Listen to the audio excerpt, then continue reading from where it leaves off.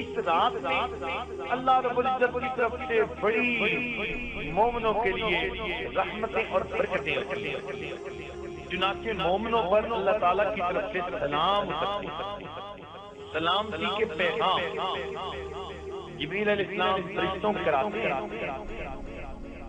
اور اس رات میں عبادت کرنے والوں سے مصافحہ کرتے ہیں۔ کتابوں میں لکھا ہے کہ اس رات میں کوئی آدمی ویسے ہی جاگ رہا ہو تو فرشتہ اس سے مصافحہ کرتا ہے، اور اگر کوئی آدمی اللہ کا ذکر کر رہا ہو جاگتے ہوئے تو جبریل علیہ السلام اس سے مصافحہ کرتا ہے، اور اگر کوئی آدمی نماز پڑھ رہا ہو تو پھر اس نماز پڑھنے والے کو اللہ رب العزت سلام بھیجتے ہیں۔ یہ اس امت کی خوش نصیبی ہے کہ اس امت کو اللہ تعالیٰ کی طرف سے سلام بھیجیں گے، حالانکہ یہ اولو العزم انبیاء کو نعمت نصیب ہوئی۔ دیکھیے حضرت نوح علیہ السلام کے بارے میں اللہ فرماتے ہیں سلام علی نوح فی العالمین، تو ان پر سلام بھیجیں گے۔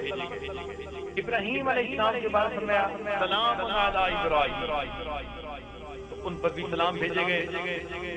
اسی طرح حضرت موسیٰ علیہ السلام عیسیٰ علیہ السلام پر سلام، خود عیسیٰ علیہ السلام نے فرمایا السلام علیہ یوم ولدت و یوم اموت و یوم ابعث حیا۔ اللہ تعالیٰ نے نبی علیہ السلام پر سلام بھیجے، تو یہ وہ نعمتیں تھیں جو اللہ رب العزت نے اپنے انبیاء کو عطا فرمائی، لیکن نبی علیہ السلام نے اس امت کے لیے اتنی دعائیں کی کہ پروردگار ان دعاؤں سے اتنا خوش ہوئے، ان دعاؤں کو بہانہ بنا کر سبب بنا کر اللہ تعالیٰ نے اس گنہگار امت کو بھی سلام تنزل الملائکۃ والروح فیہا بإذن ربہم من کل امر سلام۔ اس گنہگار امت پر بھی اللہ کی طرف سے سلامتی نازل ہو رہی ہے، لہذا پتہ چلا کہ اللہ رب العزت اس امت کو نعمتیں عطا فرمانا چاہتے ہیں اور اس امت کا اکرام کرنا چاہتے ہیں۔ چنانچہ اس امت کو بھی اللہ تعالیٰ نے وہی پروٹوکول دے دیا کہ پہلے وقت کے اولو العزم انبیاء کو ملا کر۔ حدیث پاک میں آتا ہے کہ جب وہ رات آتی ہے تو جبریل علیہ السلام 4 جھنڈے لے کر اترتے ہیں، اور ایک جھنڈا جس کو لوائے رحمت کہتے ہیں، رحمت کا جھنڈا، وہ بیت اللہ پر نصب کر دیتے ہیں۔